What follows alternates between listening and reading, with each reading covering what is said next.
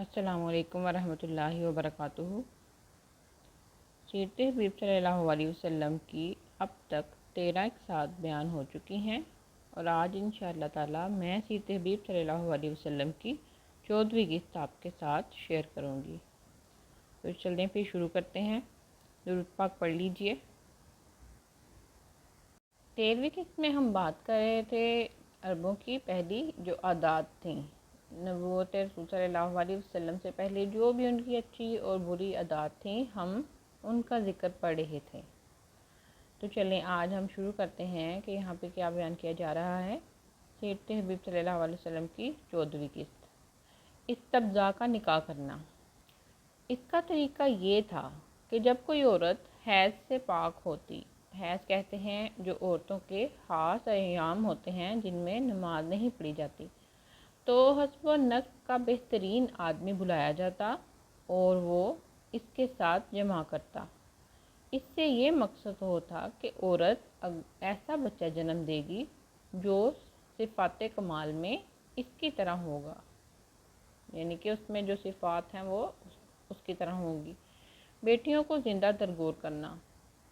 بیٹیوں کو زندہ درگور کرنا، درگور کا مطلب ہے کہ دفن کر دینا۔ اس کی صورت یہ تھی کہ بیٹی کے پیدا ہونے کے بعد آر کے خوف سے، یعنی کہ شرمندگی کے خوف سے، زمین میں گڑھا کھود کر باپ بیٹی کو اس میں دفن کر دیتا تھا۔ قرآن پاک نے اس فعل کی قباحت کو بیان کیا ہے کہ قیامت کے دن ایسے شخص کو ڈانٹا جائے گا۔ چنانچہ ارشاد الہی ہے، سورۃ تکویر کی آیت نمبر 8 اور 9 ہے۔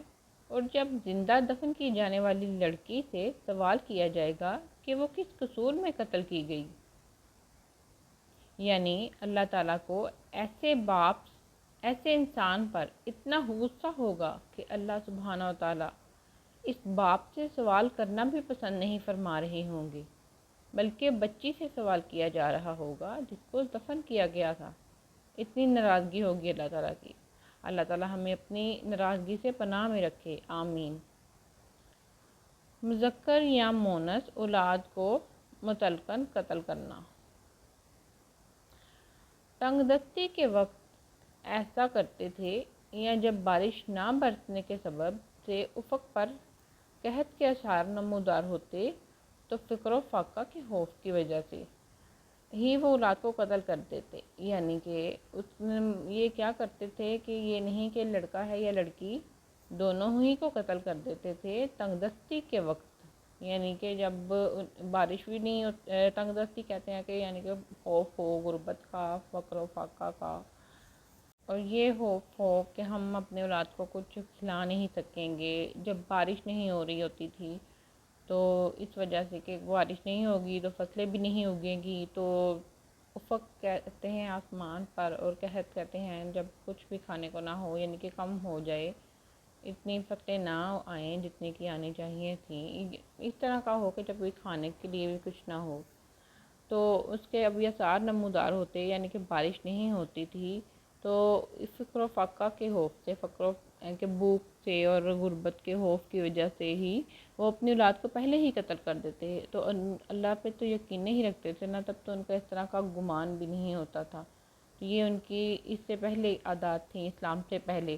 اسلام نے اس قبیح یعنی کہ بہت بری اور خبیث عادت کو حرام قرار دے دیا ہے۔ چنانچہ ارشاد الہی ہے، سورہ نام کی آیت نمبر 151 ہے، اور اپنی اولاد کو مفلسی کے ڈر سے ختم نہ کرو۔ عورتوں کا آراستہ ہونا، اپنے محاسن کو بے پردہ کر کے نکلنا، اجنبی مردوں کو مائل کرنا، ناز و ادا سے چلنا، گویا وہ خود کو پیش کر رہی ہیں اور دوسروں پر فریبتہ ہو رہی ہیں۔ اور اگر دیکھا جائے تو آج کل ان میں سے، یہ تو ان کے اسلام سے پہلے کی عادات تھی، لیکن آج کل ہمارے معاشرے میں اس طرح کی عادات عام پائی جاتی ہیں۔ یہ عورتوں کا جس طرح سے بے پردگی اور یہ ساری جو یہاں پہ ان کی عادات لکھی گئی ہیں، یہ آج ہمارے معاشرے میں کثرت سے یہ ساری عادات جو ہیں وہ پائی جاتی ہیں۔ تو یہاں پہ سیرت حبیب صلی اللہ علیہ وسلم کی 14ویں قسط جو ہے وہ ختم ہوتی ہے۔ تو انشاءاللہ بہت جلد اگلی قسط میں ملیں گے، اور انشاءاللہ بہت جلد ہم بہت ہی اچھا سلسلہ شروع کرنے جا رہے ہیں، تو جلد ہی انشاءاللہ جیسے ہی اللہ کو منظور ہوگا ہم وہ سلسلہ شروع کریں گے۔ تو جو کمنٹس کر رہے ہیں وہ بھی ہم ساتھ ساتھ پڑھتے ہیں، اور ہمیں بہت اچھا لگتا ہے، تو آپ جو ہیں وہ ساتھ کمنٹس کر کے اپنی موجودگی کا احساس ضرور دلایا کریں۔ تو آپ کہاں سے سن رہے ہیں یہ بھی بتایا کریں۔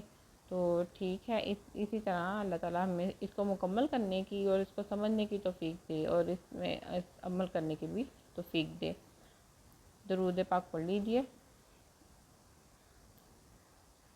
السلام علیکم ورحمۃ اللہ وبرکاتہ۔